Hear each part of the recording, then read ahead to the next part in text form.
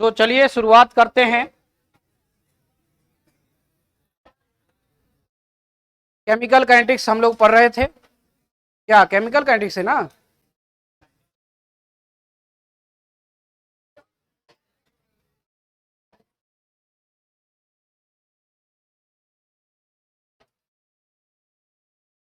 Chemical kinetics यही पढ़ रहे थे,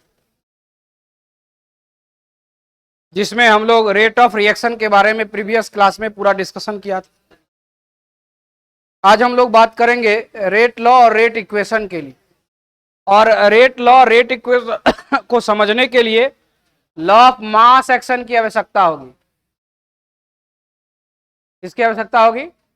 लॉ ऑफ मास एक्शन। तो सबसे पहले हम लोग जानना चाहते हैं law of mass action.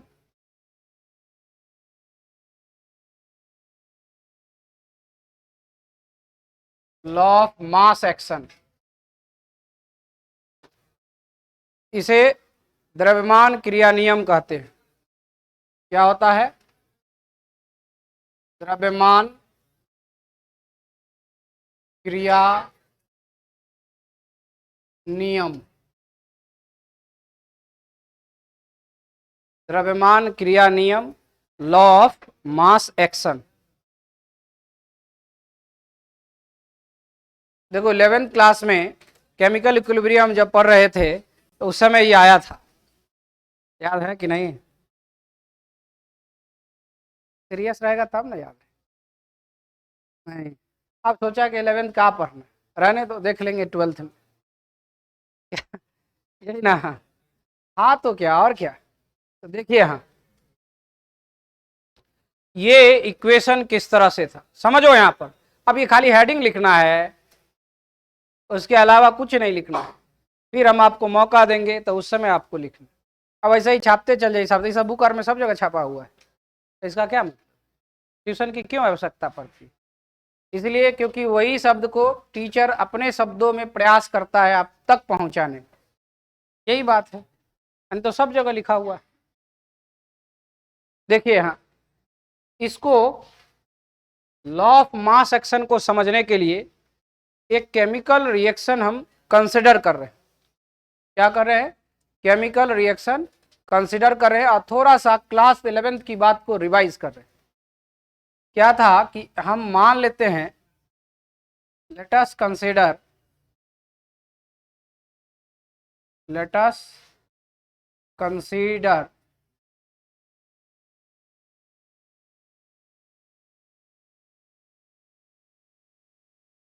let us consider a chemical reaction. chemical reaction, हम लोग एक रासायनिक अभिक्रिया मान लेते हैं। रासायनिक अभिक्रिया ये है, A प्लस बी मिल करके C प्लस डी है।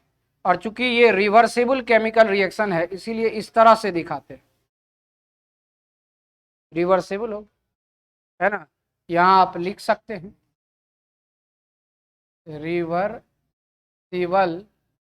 Chemical reaction.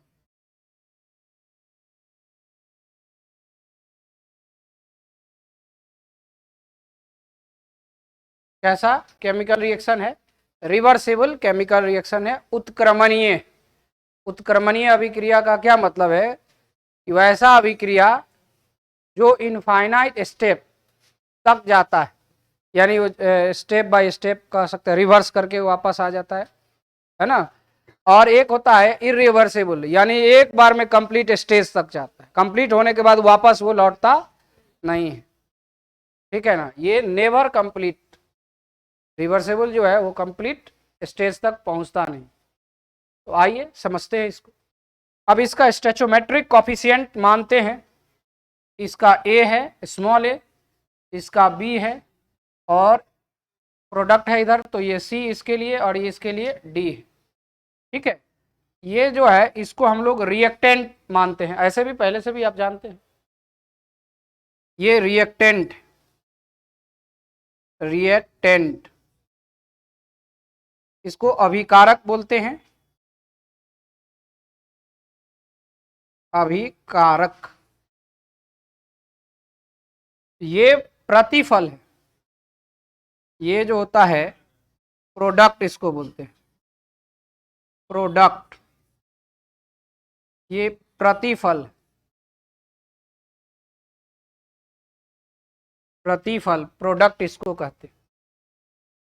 अब यहां पर हम लोग क्या पढ़े थे, अगर आपको याद होगा तो आप देखे थे कि ये जो रिएक्शन है ये फॉरवर्ड,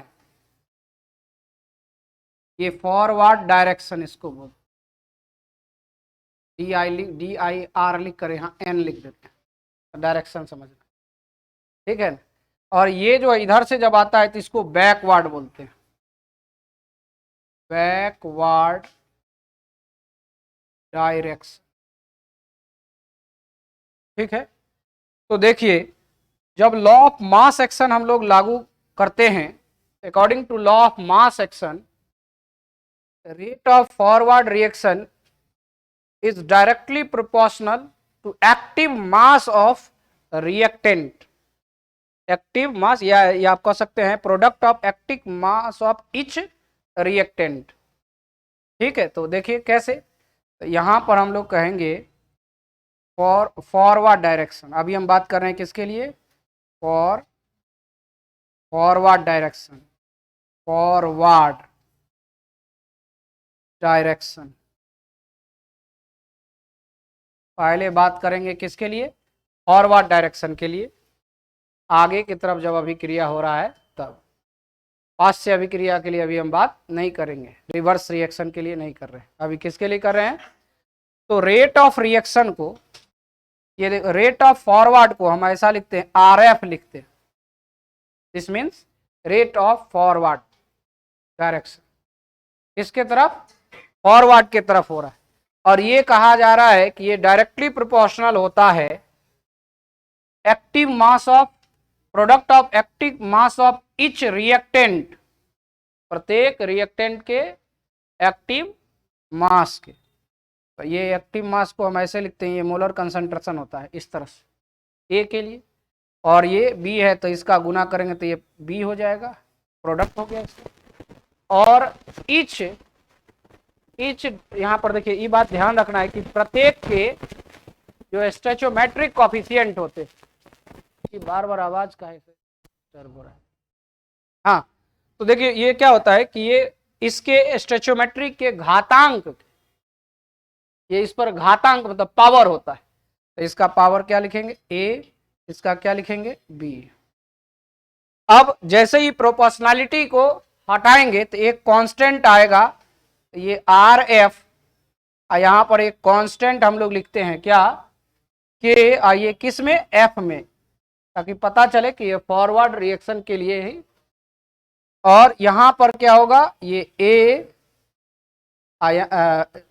कंसंट्रेशन ऑफ A पर पावर स्मॉल a, ये कंसंट्रेशन ऑफ B पर पावर स्मॉल b।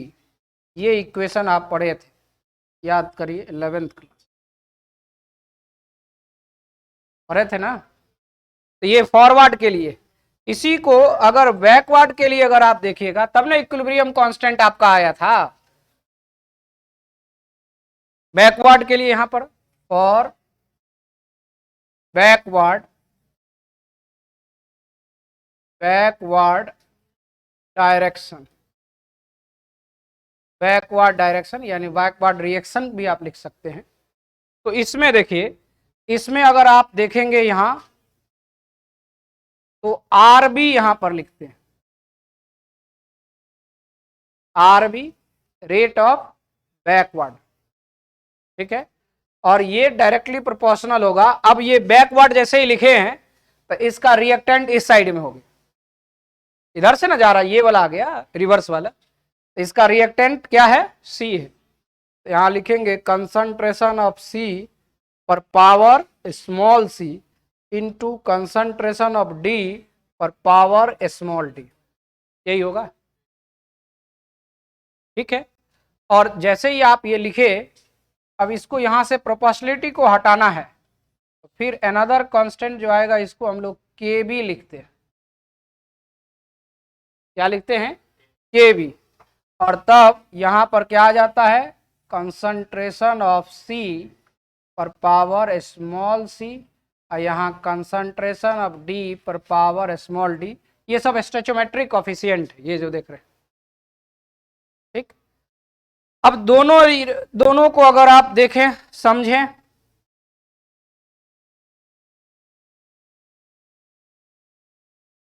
ये यही चीज इक्विलिब्रियम पर देखते हैं। At equilibrium, at equilibrium, equilibrium तो एस्टेब्लिश्ड होगा इसमें। और ये किस तरह का अभिक्रिया, रिवर्सेबल है, तो इक्विलिब्रियम एग्जिस्ट करेगा। तो इक्विलिब्रियम पर आर एफ बराबर होता है आर बी के, ये बराबर होता है इक्विलिब्रियम पर, दोनों तरफ का क्या हो जाएगा, रेट बराबर हो जाता है।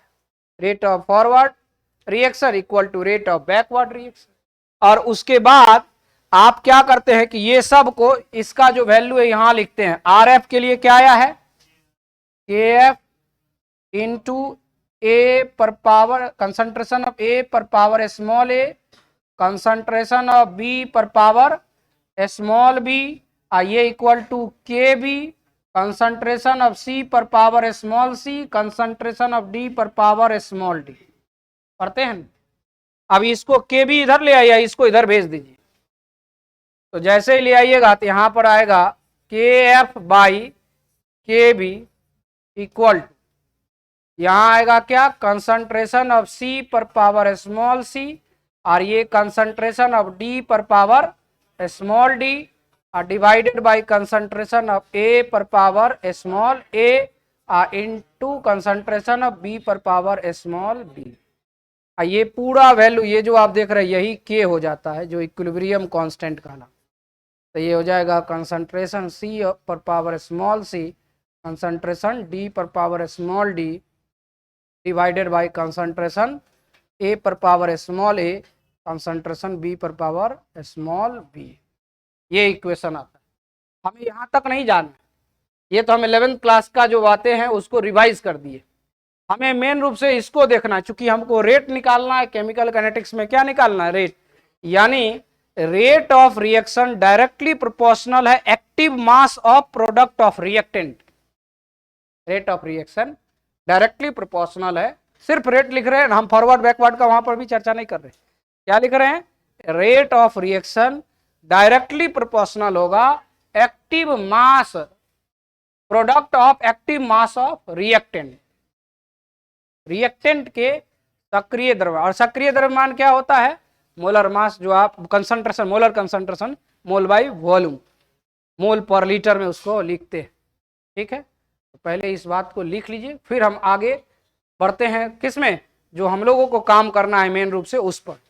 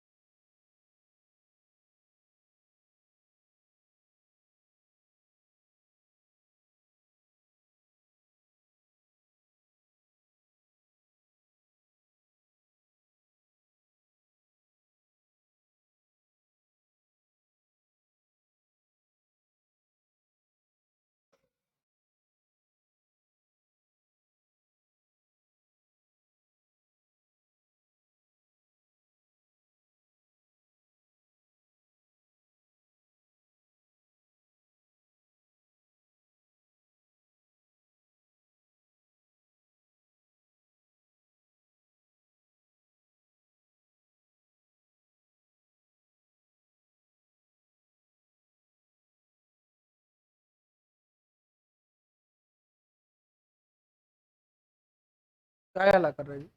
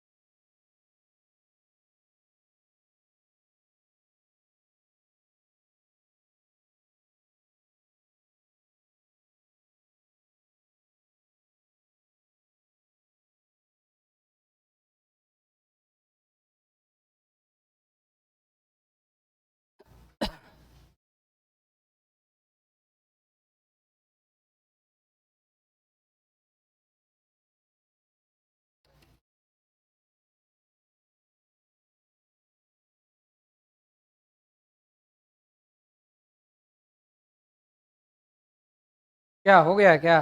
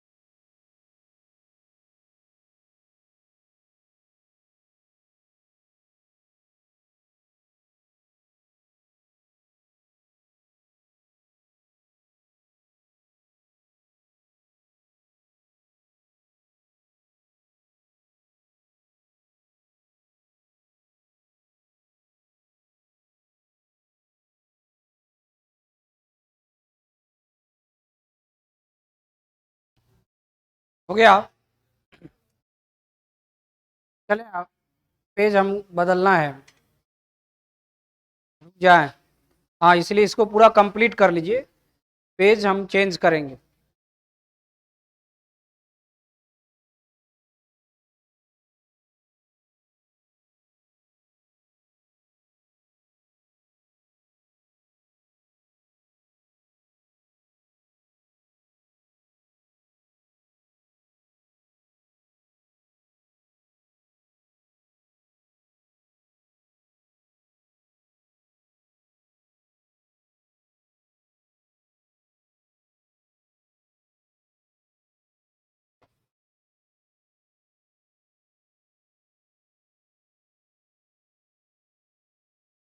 क्या?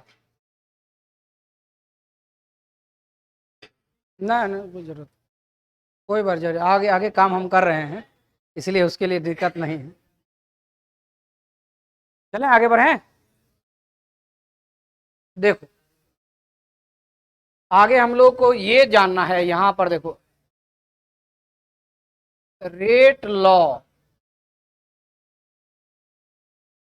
और इसी को रेट इक्वेशन भी कहते हैं, रेट इक्वेशन, या इसी को रेट एक्सप्रेशन भी कहते हैं।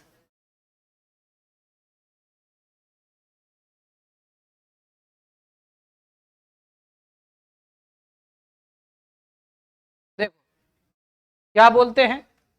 रेट लॉ कहते हैं, रेट इक्वेशन कहते हैं, या रेट एक्सप्रेशन कहते हैं। ये तीनों एक ही बात है ना।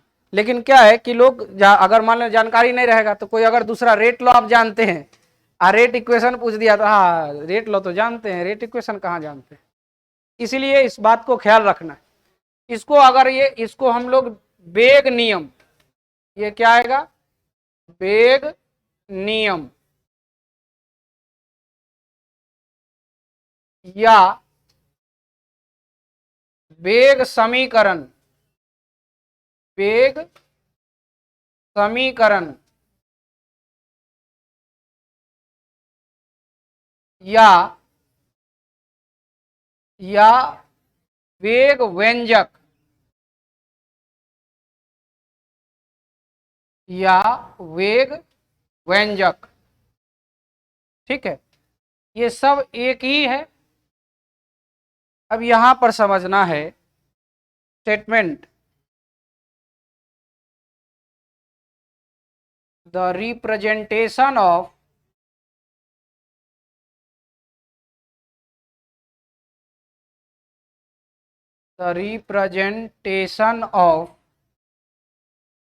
rate of reaction,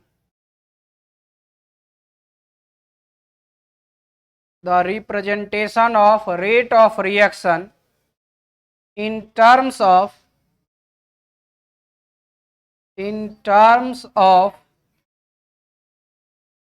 concentration of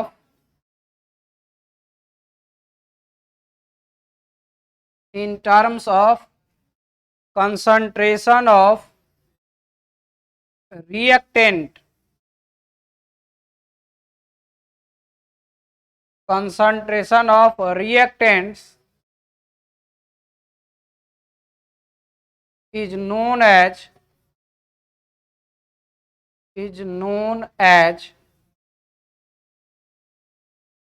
rate law. काहे गुनगुना रहे हो? कोई प्रॉब्लम है? इतना शांति जहां बना हुआ है वहां पर आप कुट काट कर रहे हैं, ये अच्छी बात नहीं है। क्योंकि आवाज आपका डायरेक्ट जो है वो कानों तक गूंज रहा है, रेंगते रेंगते, है ना। अब जैसे सब हल्ला करे तो थोड़ा धीरे धीरे आता है। अब एक हल्ला करेगा, एक दो मिल करके तो सीधे सीधे आवाज आएगा, पता भी चल जाता है कि उस एरिया से आ रहा है। ऐसा मत करिए। देखिए क्या लिखे, इसी को क्या कहते हैं? Rate law. It is also, यहां पर लिखेंगे, it is also known as या called, it is also known as rate equation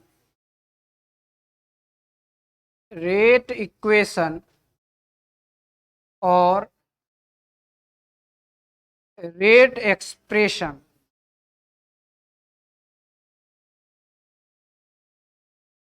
it is also known as rate equation और rate expression। देखिए रेट लॉ, यही रेट इक्वेशन, यही rate expression. आया कि नहीं? यहां क्या लिखे? The representation of rate of reaction in terms of concentration of reactant. Simple बात है, अभिक्रिया के वेग को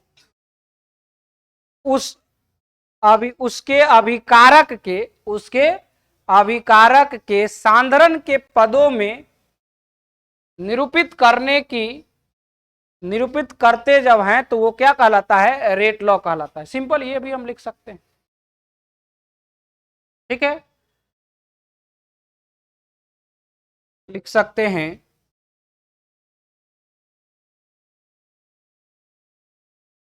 अभिक्रिया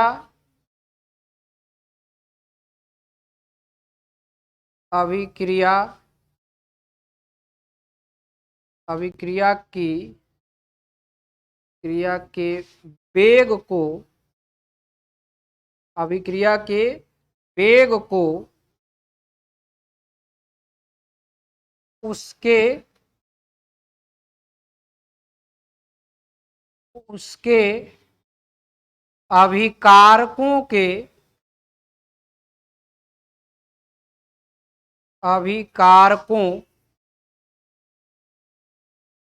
के सांधरण के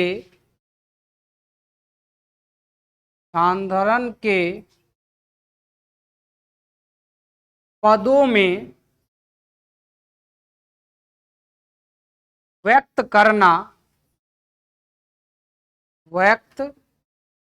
करना या निरूपित करना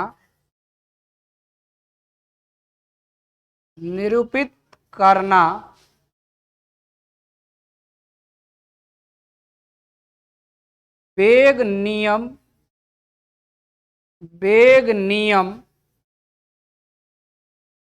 कहलाता है। वेग नियम कहलाता है। क्या कहलाता है? वेग नियम कहलाता है। इसे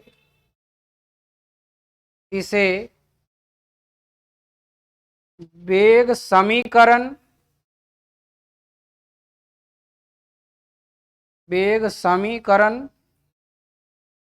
या वेग व्यंजक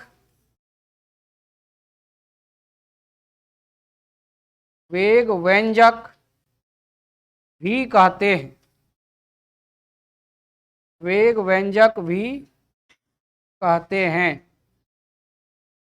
अभिक्रिया के वेग को उसके अभिकारकों के सांद्रण के पदों में व्यक्त करना या निरूपित करना या निर्देशित करना, यह भी हो सकता है। क्या कहलाता है? वेग नियम कहलाता है। और इसी वेग नियम को हम वेग समीकरण या वेग व्यंजक भी कहते हैं। ठीक है, तो फिर से उसी तरह से जो समीकरण है उसको लेकर के उसको व्यक्त करते हैं, उसके सांद्रण के पदों में व्यक्त करते हैं। कैसे व्यक्त करेंगे? ऊपर बढ़ाएं ना इसको।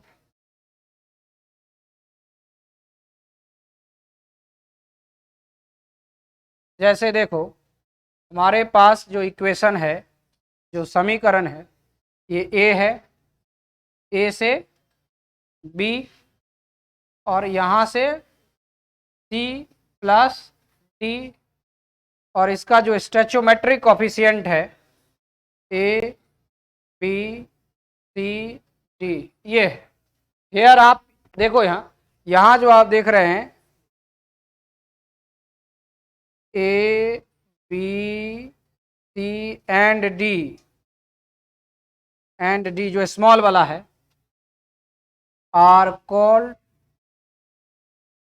Are stoichiometric coefficient. ये क्या है? स्टैचोमेट्रिक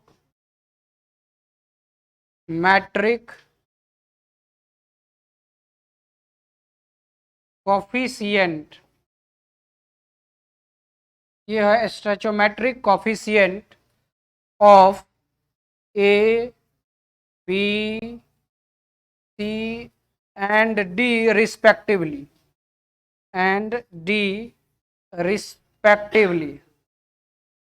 रिस्पेक्टिवली लिख लिए। इसका क्या मतलब हुआ?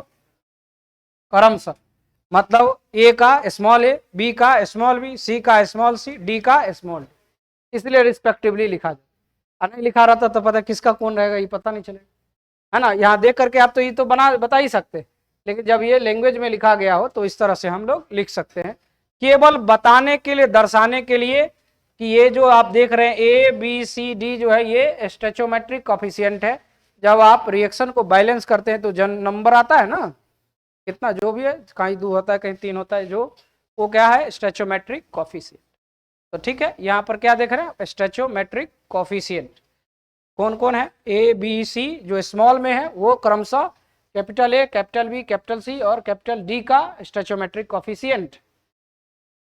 अब यहां से देखिए, इसके लिए अगर हमें रेट इक्वेशन लिखना हो तो रेट को जब एक्सप्रेस कर देंगे रिएक्टेंट के कंसंट्रेशन के टर्म में तो वही कहलाएगा रेट लॉ या रेट इक्वेशन का। अब देखो, इसके आधार पर यहां से समझना है, ये हमारा रिएक्टेंट स्पेसीज, रिएक्टेंट, तो केवल हम लोग रिएक्टेंट के भाग को यहां पर देखना है। किसका देखना है? रिएक्टेंट को। स्टेटमेंट में आप स्पष्ट रूप से देख रहे हैं, किसके पदों में लिखना है? अभिकारकों के सांद्रण के पदों में।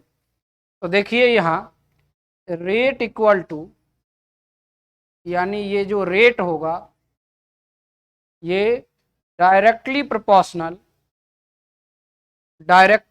Proportional concentration of A into concentration of B, जो इसका रिएक्टेंट है, और स्टोइचोमेट्रिक कोफिशिएंट के बराबर हो भी सकता है या नहीं भी हो सकता है, इसका घातांक नहीं है, अगर है या नहीं है ये डिपेंड करेगा। क्योंकि देखिए यहाँ पर जो ऑर्डर है, यहाँ पर हम लोग जो निकालेंगे ये क्या आएगा? ऑर्डर ऑफ रिएक्शन है, वो एक्सपेरिमेंटल वैल्यू होता है। तो इसीलिए हम यहाँ पर क्या करते हैं, ये x और यहाँ y ले लेते हैं। अब थोड़ा सा और आगे बढ़ाते हैं, तो ये रेट वेग इसको बोलते हैं, और जब इसको प्रोपोर्शनलिटी को हटाते हैं तो एक कांस्टेंट आता है, और इसको हम लोग k यहाँ लिखते हैं, इसको बोलते हैं रेट कांस्टेंट बोलते हैं। क्या बोलते हैं? Rate constant. शेष जैसा है वैसा ही रहेगा, ये a इस पर पावर x, ये b इस पर पावर y, ठीक है। तो इसी के टर्म में जैसा देखो वहां पर जो आप पढ़े थे केमिकल इक्विलिब्रियम वाले में, तो क्या देखे थे? रिएक्टेंट के जो फॉरवर्ड रिएक्शन है वो उसका रेट इसके डायरेक्टली प्रोपोर्शनल होता है, वैसा ही है, उसी तरह का सब कुछ यहां पर भी है। केवल क्या यहां देख रहे हैं, यहां जो हम लोग देख रहे हैं कि ये जो पावर है घातांक है, ये घातांक जो है ये ऑर्डर ऑफ रिएक्शन को रिप्रेजेंट करता है, ये इट इज डिटरमाइंड एक्सपेरिमेंटली।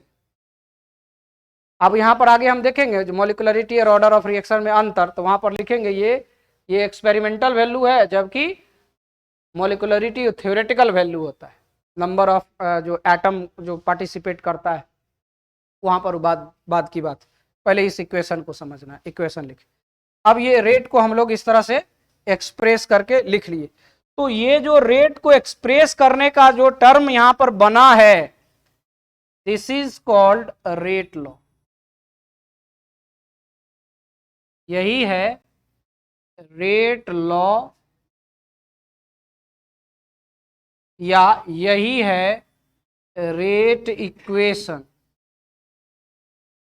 या यही है रेट एक्सप्रेशन।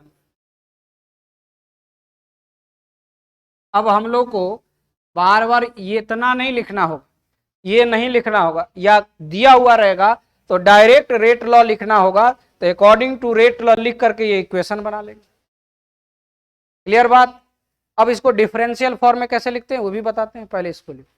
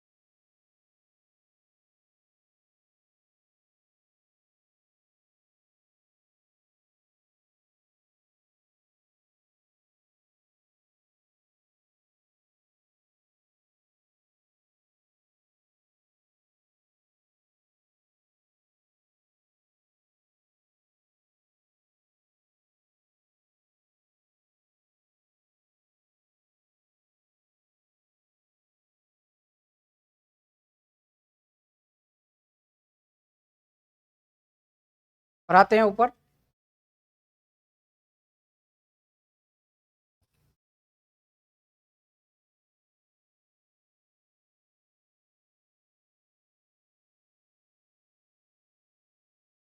देखो यहाँ पर आप ये लिखेंगे hair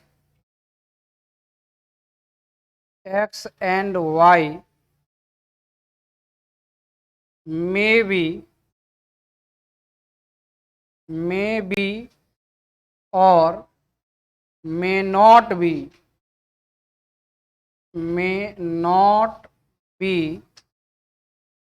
equal to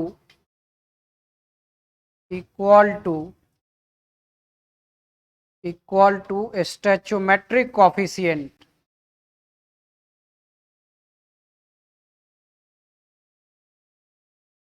equal to stoichiometric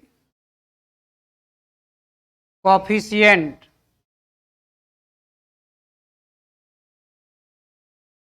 stoichiometric coefficient of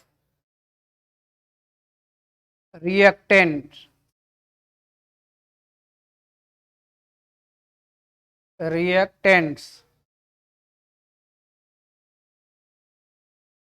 x y x तथा y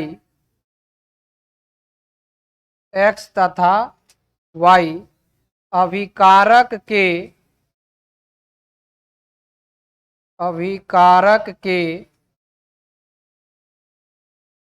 स्टैक्योमेट्रिक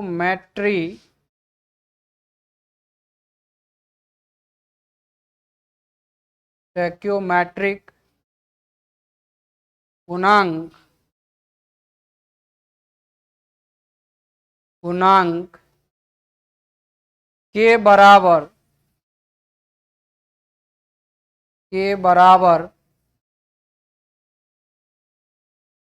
हो भी सकता है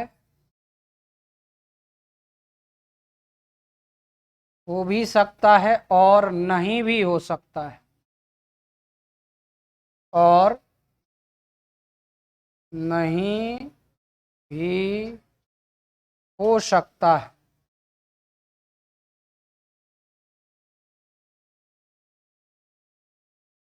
और नहीं भी हो सकता है। x और y का मान स्टैचोमेट्रिक कोफिशिएंट के बराबर हो भी सकता है और नहीं भी हो सकता है। जब इसको डिफरेंशियल फॉर्म में लिखा जाएगा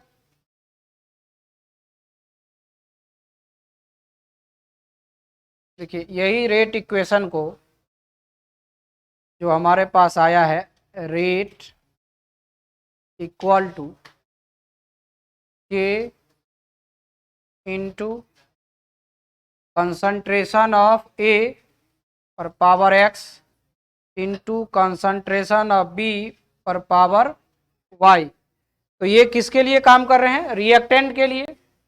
तो ये इसको डिफरेंशियल फॉर्म में लिखेंगे तो रेट लॉ होगा D R by D T. क्या होगा? D R by D T equal to K concentration of A पर power X into concentration of B पर पावर वाई। देखो यहां समझना है, इसमें यहां माइनस लगा रहे हैं, इसका क्या मतलब है? हाँ ये रिएक्टेंट का है और इसमें हरास होता है, रेट में क्या होता है? ये जो लिखे हैं, ये जो इक्वेशन आया है यहां पर, ये इक्वेशन यही कहलाएगा डिफरेंशियल रेट इक्वेशन। क्या कहलाएगा?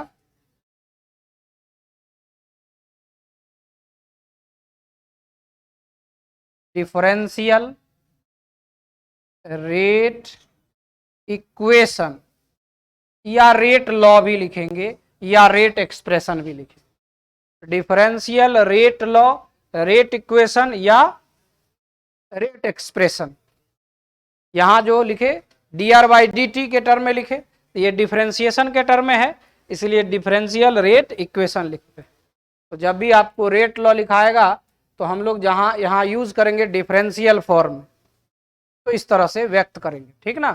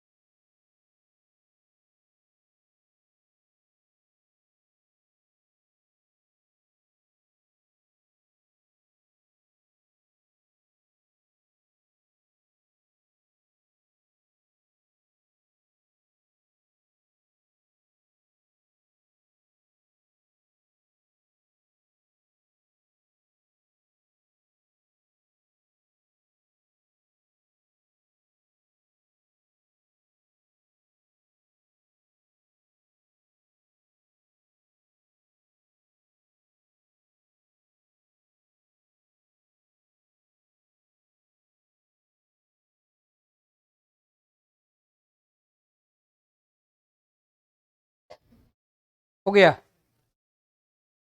अब यहां पर जो के देख रहे हैं, के क्या है, के इक्वल टू, ये है प्रोपोर्शनैलिटी कांस्टेंट।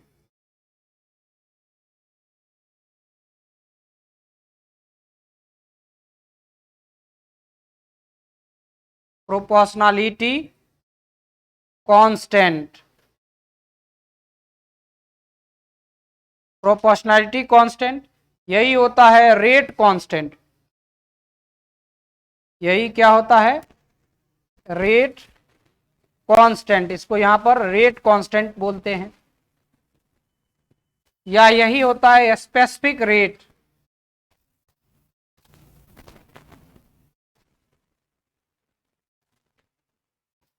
या यही क्या होता है, स्पेसिफिक रेट। देखिए, इसको समानुपाती स्थिरांक,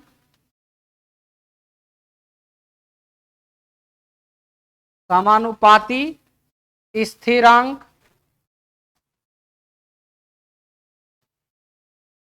समानुपाती स्थिरांक, या इसी को वेग स्थिरांक कहते हैं।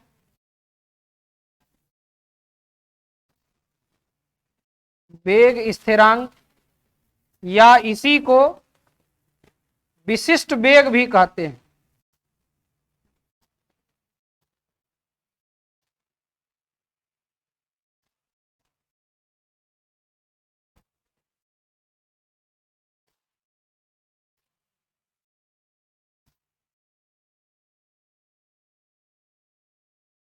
विशिष्ट वेग, इसी को क्या कहते हैं, विशिष्ट वेग कहते हैं।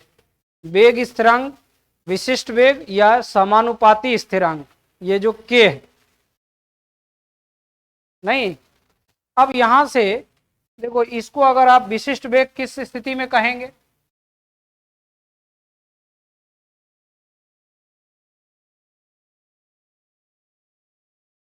देखिए विशिष्ट वेग कब कहेंगे, जब रिएक्टेंट का जो कंसंट्रेशन है यूनिटी लिया जाता है, तब रेट ऑफ रिएक्शन को कहा जाता है, जो रेट कांस्टेंट को कहा जाता है स्पेसिफिक रेट कहा जाता है। क्या कहा जाता है, स्पेसिफिक रेट कहा जाता है। कैसे, तो देखिए, when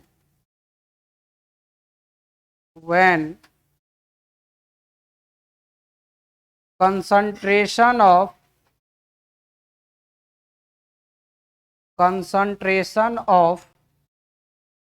when concentration of reacting species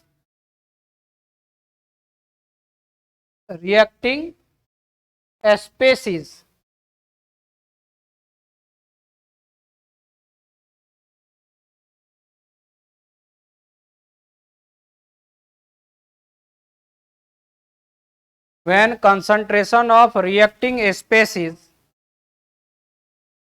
is taken unity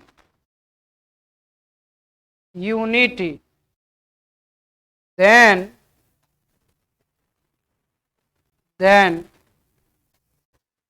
क्या लिखा, क्या कोई दिक्कत है, when concentration of reacting species is taken unity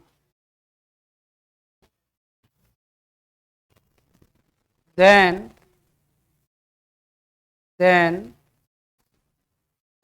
rate of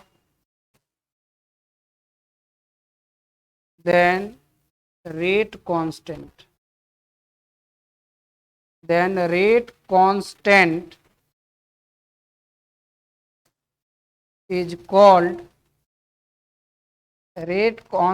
is called a specific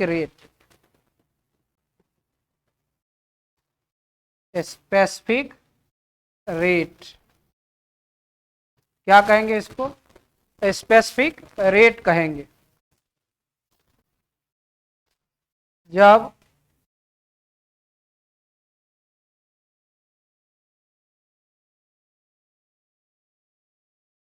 जब अभिकारक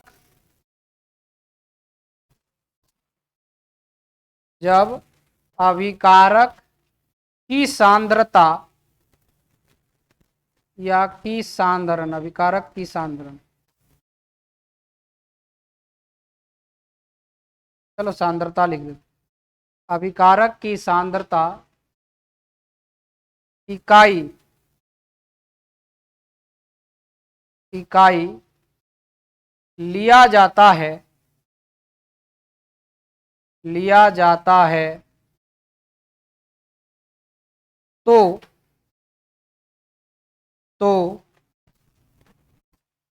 वेग स्थिरांक को, वेग स्थिरांक को विशिष्ट वेग कहते हैं, विशिष्ट वेग कहते हैं, विशिष्ट वेग कहते हैं। इसको वेग स्थिरांक को ही विशिष्ट वेग कहते हैं। इसका मतलब है कि अगर ये समीकरण है, जैसे ये ए है और ये बी, इधर सी प्लस डी ये बना है कोई प्रोडक्ट, इसका स्टोइचोमेट्रिक कोफिशिएंट ए, इसका बी, इसका सी, इसका डी, है ना। और according to rate law, according to rate law, अब रेट लॉ जान चुके हैं आप, तो डायरेक्ट रेट लॉ से क्या लिखेंगे, रेट इज इक्वल टू, देखना ध्यान से, रेट इज इक्वल टू क्या है, K into concentration of A into concentration of B, आप पावर एक्स और वाई लेना है। स्टोइचोमेट्री के बराबर नहीं हो, बराबर हो भी सकता है नहीं हो सकता है, तो अगर नहीं होगा तब तो इसीलिए एक्स और वाई लेते, तो एक्स और वाई लिए। अब ये इसके आधार पर जो यहाँ पर जो आपको दिया गया है स्टेटमेंट, इस स्टेटमेंट के आधार पर कहा क्या जा रहा है, कहा ये जा रहा है यदि रिएक्टिंग स्पेसीज, ये तो रिएक्टिंग स्पेसीज है, और इसका कंसंट्रेशन इकाई लिया जाए, तो जैसे इकाई लेंगे तो concentration of A equal to 1 होगा, उसी तरह से concentration of B equal to 1 होगा, मतलब ए और बी दोनों का कंसंट्रेशन बराबर है, यानी देखो ये A equal to B equal to 1 बराबर है, यूनिटी है। नाउ तो अब देखिए क्या होगा, rate is equal, rate is equal, यहां हो जाएगा के, आइए हो जाएगा 1 पर पावर x, आइए हो जाएगा यहां भी 1 है ना, 1 पर पावर y, किसी भी देखिए एक पर कितनों पावर रहेगा, वैल्यू कितना होता है 1, इसीलिए रेट इज इक्वल टू क्या हो गया, ये यही कहलाता है स्पेसिफिक रेट कहलाएगा, क्या कहलाएगा, स्पेसिफिक रेट, विशिष्ट वेग ये,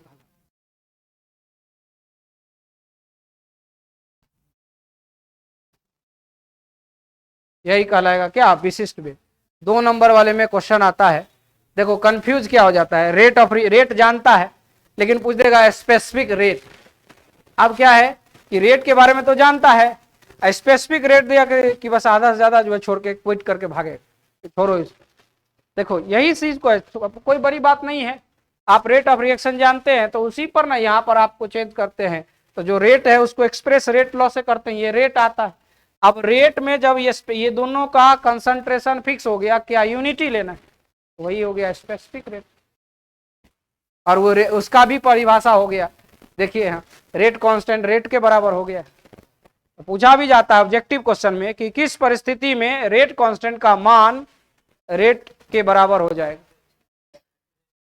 बात समझ रहे हैं ना, ऑब्जेक्टिव में भी रह सकता है, तो क्वेश्चन घुमाने का तरीका भी है, पूछा भी है ना, क्वेश्चन बैंक में देख सकते हैं।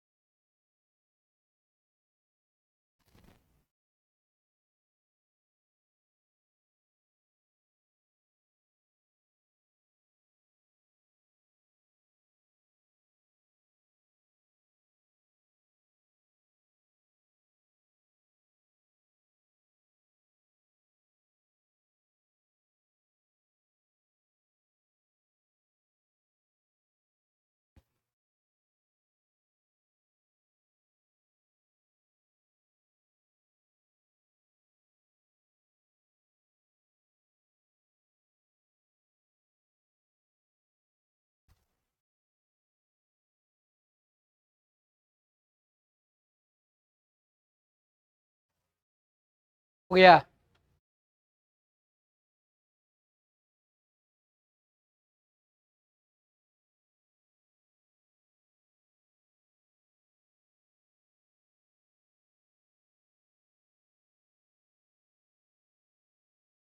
यहां पर सबके बारे में आ गया।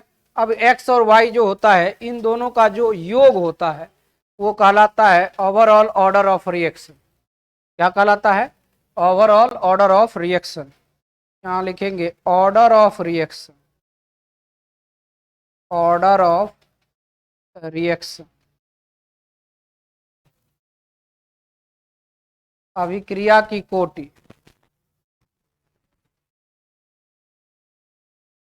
अभिक्रिया की कोटि, ऑर्डर ऑफ रिएक्शन। इसको ऊपर बढ़ा दें, हाँ बहुत इंपॉर्टेंट में से।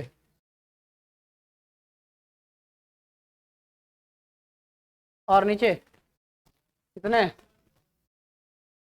देखिए ये हो गया ऑर्डर ऑफ रिएक्शन, इसको बोलते हैं अभिक्रिया की कोटि।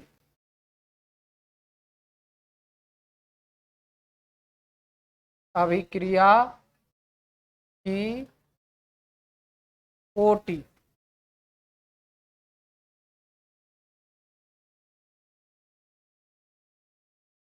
अभिक्रिया की कोटि, ऑर्डर ऑफ रिएक्शन, इसी को क्या बोलते हैं? अभिक्रिया की कोटि बोलते हैं। इसको कैसे डिफाइन करें?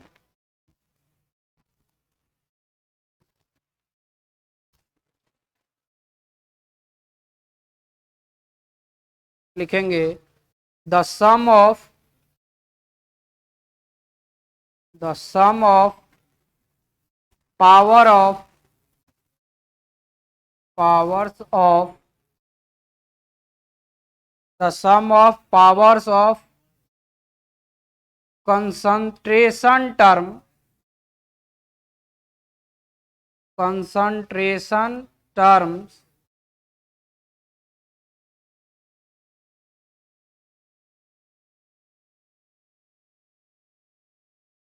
concentration terms of reactant, reactant in rate equation, rate equation or rate expression, or rate expression is called as order of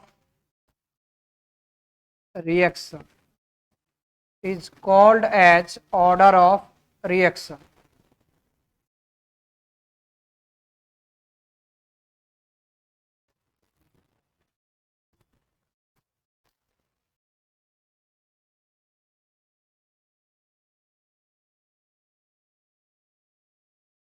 ठीक है,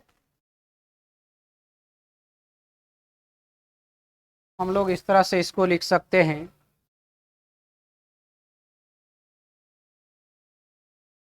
वेग समीकरण, वेग समीकरण या वेग व्यंजक, या वेग व्यंजक, वेग समीकरण या वेग व्यंजक में,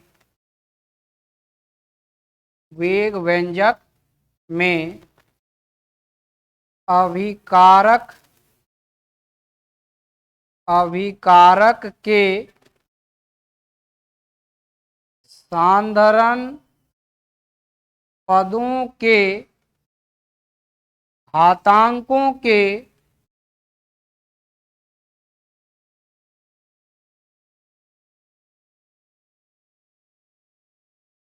घातांकों के योग को, योग को, घातांकों के योग को अभिक्रिया की कोटि कहते हैं। अभिक्रिया की कोटि कहते हैं। अभिक्रिया की कोटि कहते हैं।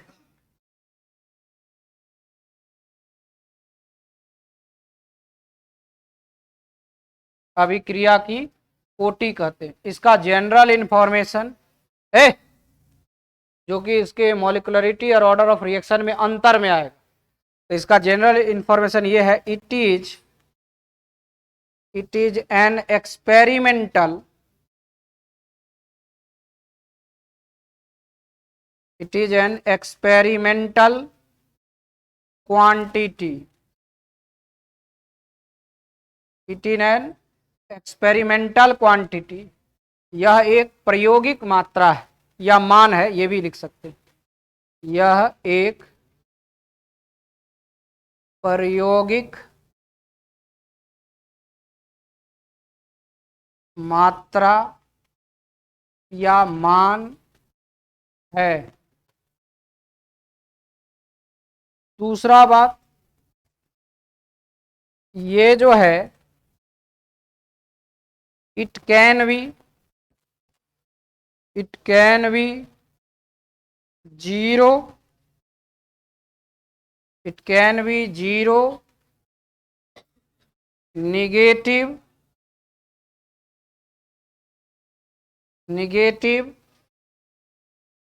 पॉजिटिव और फ्रैक्शनल,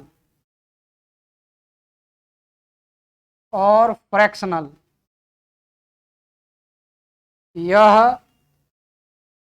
शून्य, ऋणात्मक,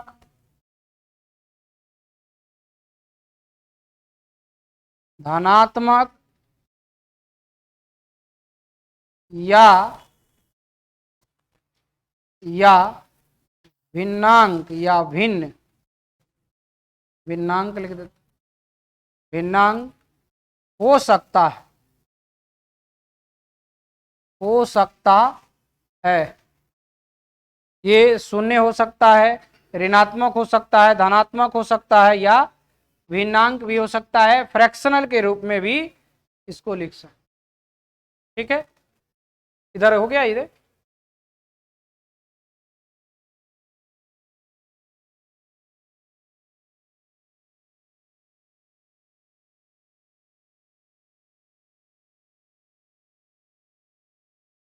देखिए, अब जो इक्वेशन आप लिखे हैं उसको ध्यान में रखते हुए काम करना है मैथमेटिकली। P प्लस ये D आएगा। यहां पर जो स्टोइचोमेट्रिक कोफिशिएंट है वो क्या है, स्मॉल a है, small b, small c, small d, यही ना है। तो इसके आधार पर यहां पर रेट लॉ लिखना है, अकॉर्डिंग टू रेट लॉ। तो रेट लॉ जैसे ही आप यहां पर आ रहा है, अब तो स्पष्ट हो गया कि आपको क्या लिखना है। रेट लॉ किस तरह से लिखते हैं, रेट इज इक्वल टू के, यहां पर कंसंट्रेशन ऑफ ए पर पावर एक्स, ये कंसंट्रेशन बी पर पावर वाई, यही ना लिखते। तो देखिए यहां पर क्या कहा गया है कि रेट समीकरण में, this is rate equation, rate समीकरण, वेग समीकरण, यही क्या है, हाँ इसी को आप रेट इक्वेशन कहेंगे, रेट इक्वेशन या रेट एक्सप्रेशन भी, हाँ रेट एक्सप्रेशन। ठीक है, तो जैसे ही आप देखें कि यहां पर ये लिखे हैं तो कह रहा है कि इसमें अभिकारक के सांद्रण के पदों के घातांकों के योग, तो घातांक क्या है, एक्स प्लस वाई, तो ये एक्स प्लस वाई जो होगा यही होगा order of reaction, order of reaction, यही क्या होगा, ऑर्डर ऑफ रिएक्शन। ठीक है, लिखिए इसको।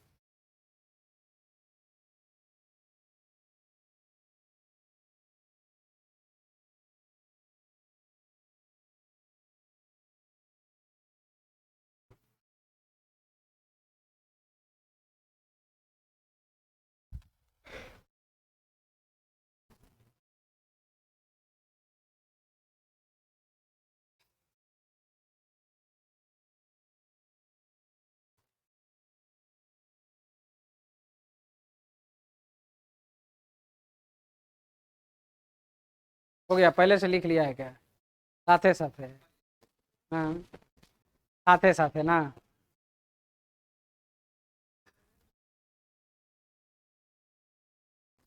फिर बात बात मत बहलाइए।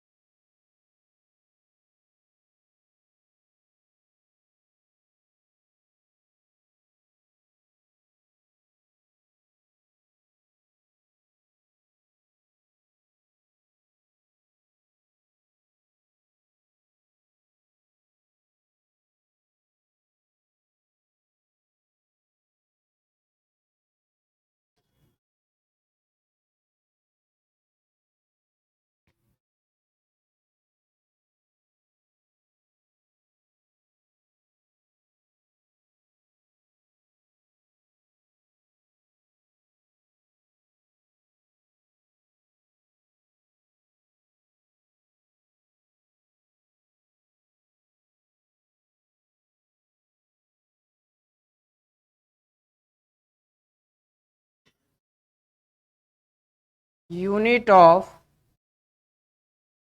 Rate constant.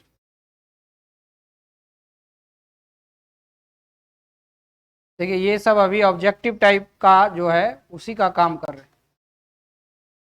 Unit of rate constant इधर भी आता है, दे दिया रहेगा और पूछाएगा कि ओवरऑल ऑर्डर ऑफ रिएक्शन बताइए। ठीक है, वो बहुत साधारण, केवल जोड़ है, दोनों वैल्यू रहेगा लिखा, उसको जोड़ दीजिएगा, हो गया, है ना। उसी तरह यूनिट का भी एक यूनिट भी पूछा जाता है। ठीक है, जीरो ऑर्डर के लिए क्या होगा, फर्स्ट ऑर्डर के लिए क्या होगा, सेकेंड ऑर्डर, यानी 3 तक पूछा जाता है। और कोई भी रहेगा उसका आप बना लीजिएगा। देखिए इसको लिखेंगे क्या, वेग स्थिरांक, वेग स्थिरांक की इकाई, वेग स्थिरांक की इकाई।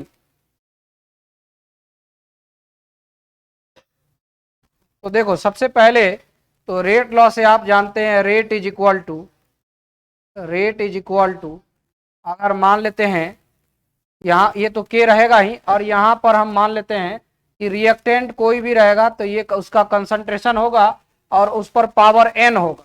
सबको जोड़ करके एक साथ कर दीजिएगा तो एन पावर आ जाएगा, उसको ओवरऑल ऑर्डर लिखेंगे। ठीक है ना, तो इस पर पावर क्या होगा, एन होगा।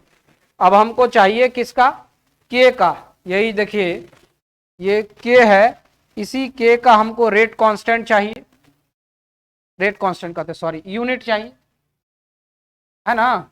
तो क्या हम इसको ऐसा लिख सकते हैं, के बराबर रेट अब बटा में कंसंट्रेशन ऑफ रिएक्टेंट आर है, और इस पर पावर एन, तो एन ऑर्डर ऑफ रिएक्शन को रिप्रेजेंट करता है। एन किसको रिप्रेजेंट करता है, ऑर्डर ऑफ रिएक्शन। ये आर जो है, ये देखिए ये किसको, तो ये है कंसंट्रेशन ऑफ रिएक्टेंट, तो जो रिएक्टेंट है उसी का कंसंट्रेशन ना होगा ये, अभिकारक का सांद्रण,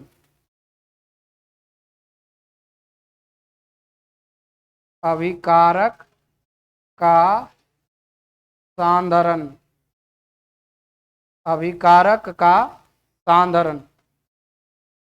ठीक है, और एन क्या दर्शाता है, ये है order of reaction, order of reaction को दर्शाता है। ठीक है, और रेट तो आप जानिए रहे हैं, रेट क्या है बोलो तो, change in concentration per unit time.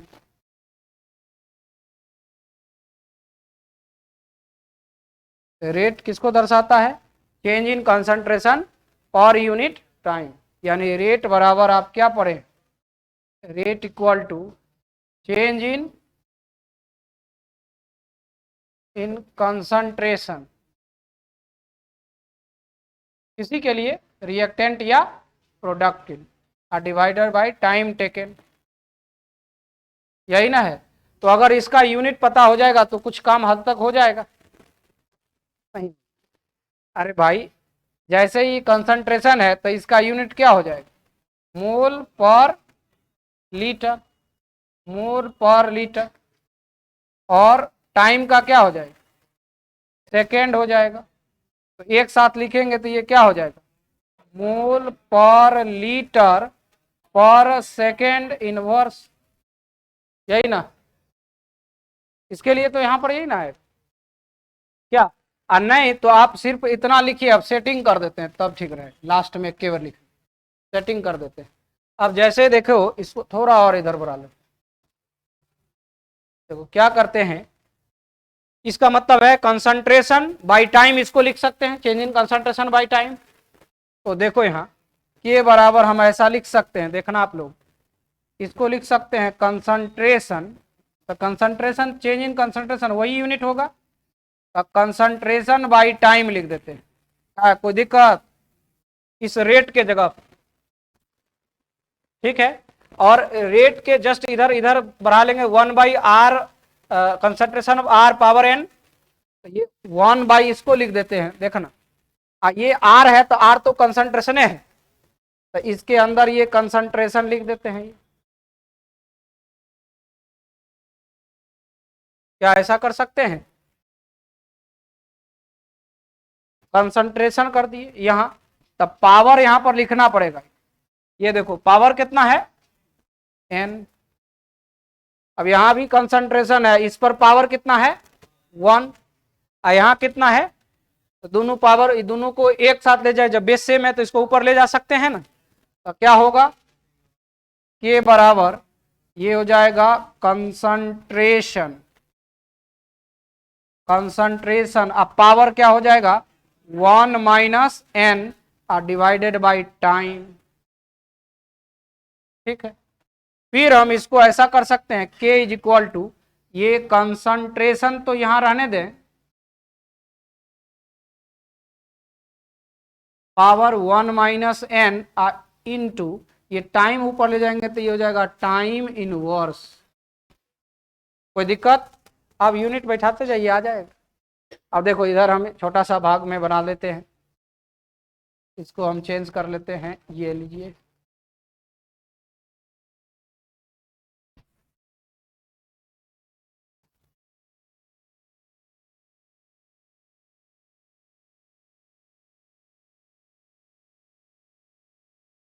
देखो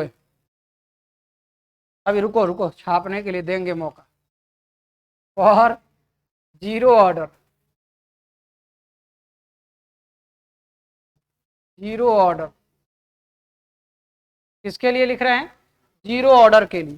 तो जैसे ही जीरो ऑर्डर लिखे शून्य कोटि, इसका मतलब n का वैल्यू जीरो हो जाएगा। तो देखो k बराबर क्या हो जाएगा, ये हो जाएगा देखो यह कंसंट्रेशन, कंसंट्रेशन का मोल पर लीटर, तो यूनिट यहां लिख देंगे इसका मोल पर लीटर, पावर क्या 1/1 माइनस जीरो, क्योंकि यहां पर डायरेक्ट जीरो रख दिए, टाइम का सेकेंड, तो टाइम तो यहीं पर आ जाएगा सेकेंड, किसमें इनवर्स, ठीक है। तो क्या आ गया, के बराबर आ गया मोल पर लीटर, ये 1 से मल्टीप्लाई, कोई फर्क पड़ेगा क्या, नहीं रहेगा, माइनस रहता तो कुछ फर्क भी पड़ता, प्लस वाला क्या माइनस वाला प्लस में हो जाता, लेकिन यही रह जाएगा। ये यूनिट हो गया किसका, जीरो ऑर्डर रिएक्शन के लिए रेट कांस्टेंट का यूनिट, ठीक है। अब कुछ होमवर्क दे देते हैं बना के लाना, पहले इसको नोट करिए, फिर हम आपको होमवर्क प्रोवाइड कर देते हैं।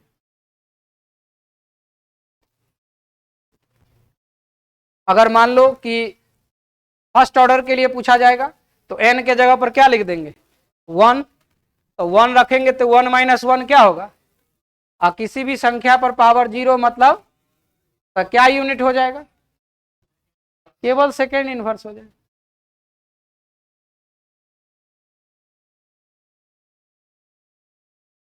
बुक लाइए इधर, बुक हमको दीजिए तो होमवर्क इसमें से हो जाए।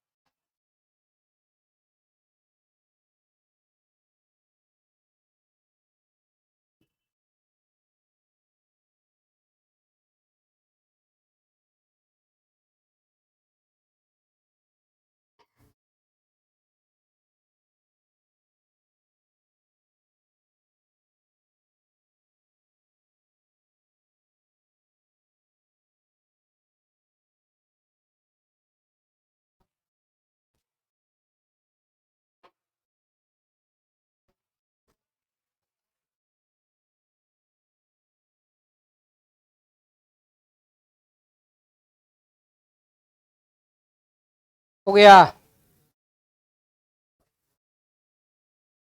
देखो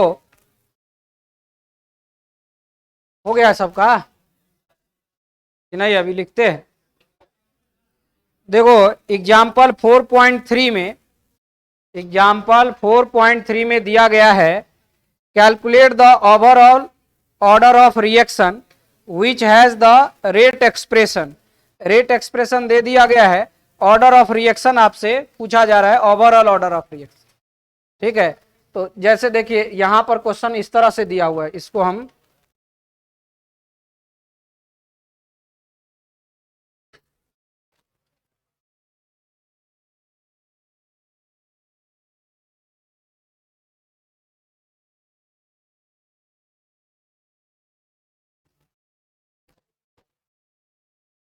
देखो यहां पर है, इसको आप लोग सब लोग देखना है कैसे बना रहे।